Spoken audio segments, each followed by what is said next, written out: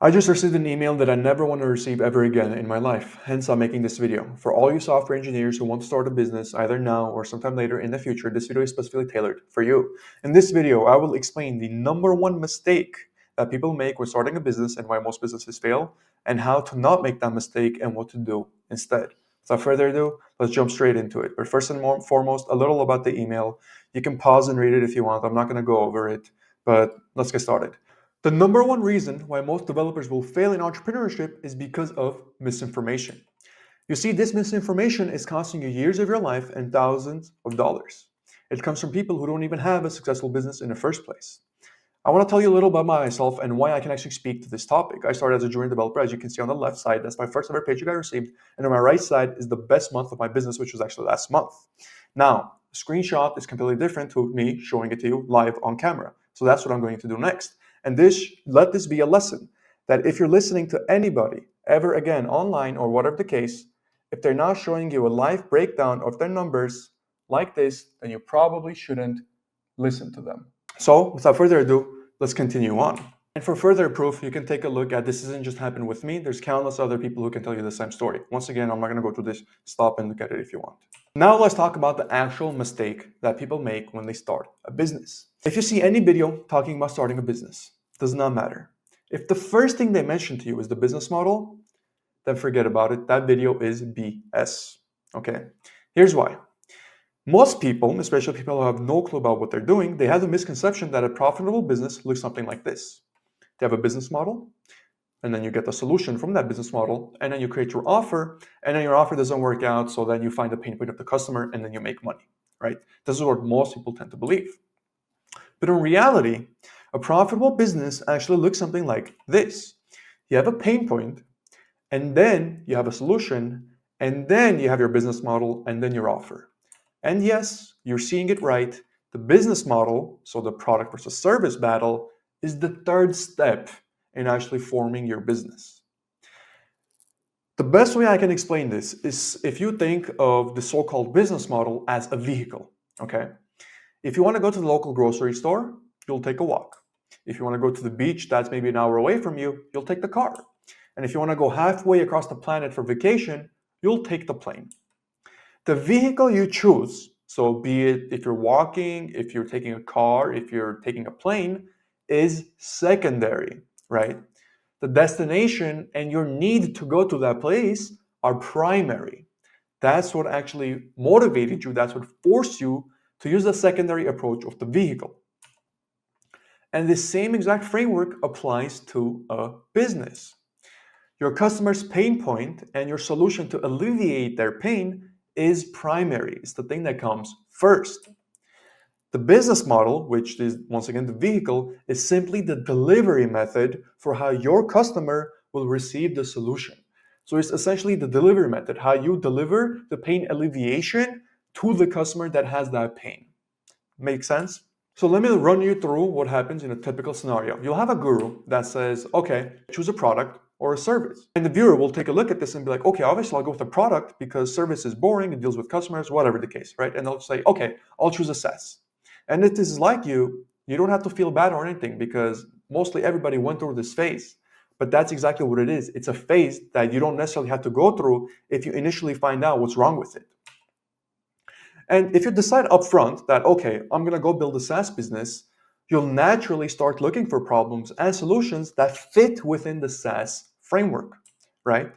And this leads to what I call forcing the fit. You will begin overcomplicating the solution and you'll ignore the real pain of the people you're trying to serve. And let's take a look at an actual real life scenario of this happening. So the scenario is as follows. I'm not going to mention who this is or the name of the person. We'll just call them an entrepreneur. But a certain entrepreneur identified a potential market. They wanted to help elderly people manage their actual medications. And they decided upfront that they want to make a SaaS. You couldn't change their mind about it, no matter how many times you told them. They're like, no, I'm going to make a SaaS. That's what I'm going to do. Why? Because they thought recurring subscriptions are the best. And of course, software is infinitely scalable. And so they actually developed a SaaS for the people, right? It was a mobile application for tracking prescriptions. They even had daily medication reminders for the elderly. They even had an analytics dashboard to monitor adherence to these medications. And they even had integration with local pharmacies for any automated refills should the elderly need it. And the product itself, the SaaS itself, was actually really good. It had a lot of advanced features, but there was one big problem. You see, the elderly audience struggled with the complexity of the actual SaaS. Many seniors aren't tech savvy, especially the older generation.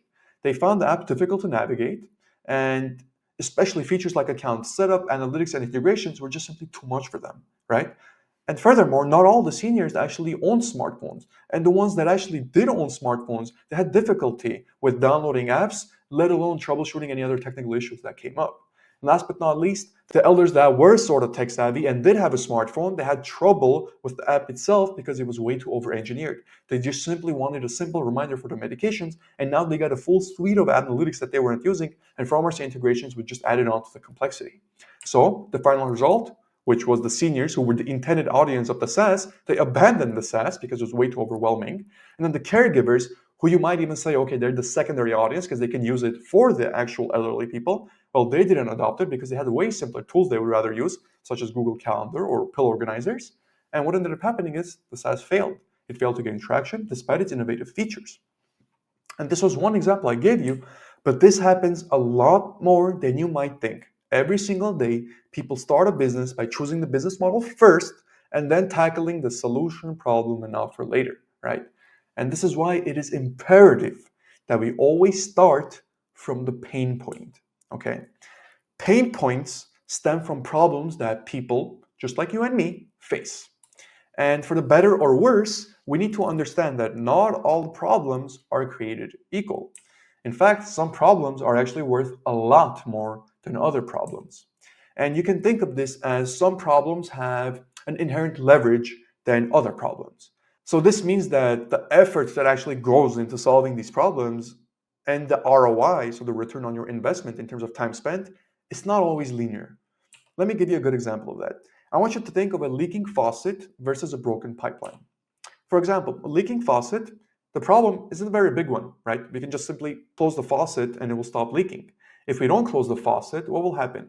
Over a period of a month, maybe we'll leak some water, not too big of a dent in our wallet, right? Really not too big of a problem, but at the same time, extremely easy to fix. Snap of a finger.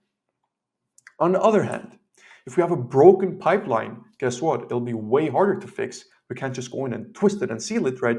We'll have to do so many things with it, potentially have to replace the entire thing, clean it up, whatever the case. It'll be a project that multiple people have to do over a period of multiple days even, and it will cost a lot of time and resources. However, compared to the faucet that we had where over a month, maybe maximum, it would be a few dollars at best that it would cost us, with the broken pipeline, if we don't fix this and leave it on for over a month, it will cost thousands, if not hundreds of thousands of dollars. So while it might take us about 5 seconds to close this tap and it will save us maybe, let's say, $1 or $2 a month, right? And this might take a few hours or maybe a day or two to solve this problem. Over the month, it will save you hundreds of thousands of dollars. The ROI is not linear, right?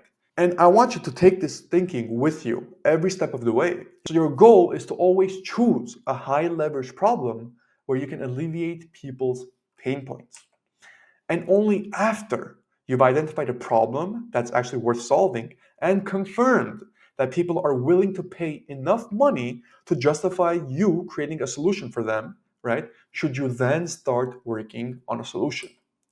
And when it comes to your actual solution, once you start creating it, it should strictly be based on your ideal customer profile, so your ICP. This means that you are not making the solution for yourself. You aren't adding any features that you might think will be cool to have or whatever the case. You are simply creating this solution for the sole purpose of tailoring it to your ideal customer profile. You're serving these people. That's all you're doing. So what does this mean? This means that your solutions should not be one-dimensional. Just like how there are various ways to solve problems, there can exist numerous solutions for the pain points of our customers. Think of a locked door. What would be the solution to opening this door? Well, I can think of 3 off the top of my head. I can use either the key, right, to open it, I can lockpick it, or I can break down the door. We have one problem and we have 3 solutions for it. This is the same exact thing in business. We oftentimes will have, let's say, one problem, but we can think of different ways to solve it, right? This is why, once again, it's extremely critical we don't lock in the business model first. The business model might not be the ideal solution that we can actually offer these people. That's why it's so imperative we start from the pain point. Understand our customer from top to bottom, and then decide on the solutions. And for the solutions, we can't think one-dimensionally.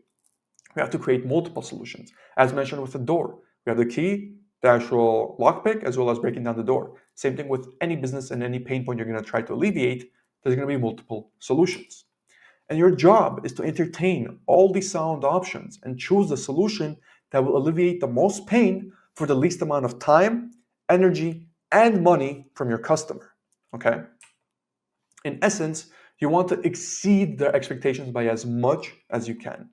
Now, with regards to when I mentioned the least amount of money, I do not mean that your pricing will be cheap, right? You'll sell a low ticket offer. That's not what I mean. You can still have an expensive price, right? But the value that you will provide will far outweigh the price itself. So when somebody buys from you, they'll still think it's cheap, where in reality, it's still an expensive price, right? Because at the end of the day, pricing is all relative. It's relative to the value that you provide.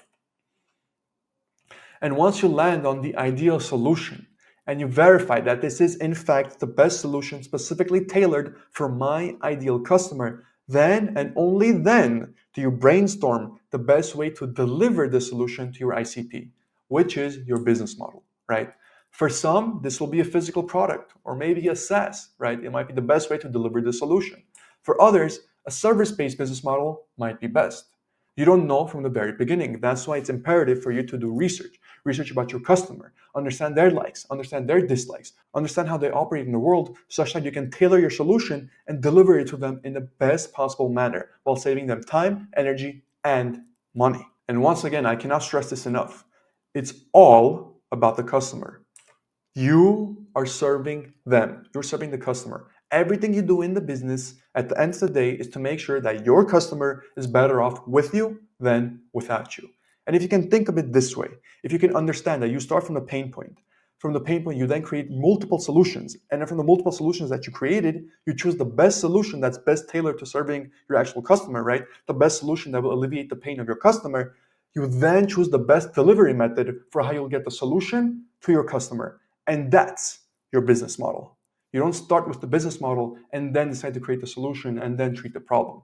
That's just a sure way of actually failing and losing so much time and money in your business. So as long as you don't make this mistake, as long as you start from the chronological order of things, as long as you start from pain point to then solution and then business model, you'll save years and hundreds and thousands of dollars. So please, please, please, I urge you, whenever you're consuming any type of content, whatever the case, do your due diligence. As always, thank you for watching and have a good one.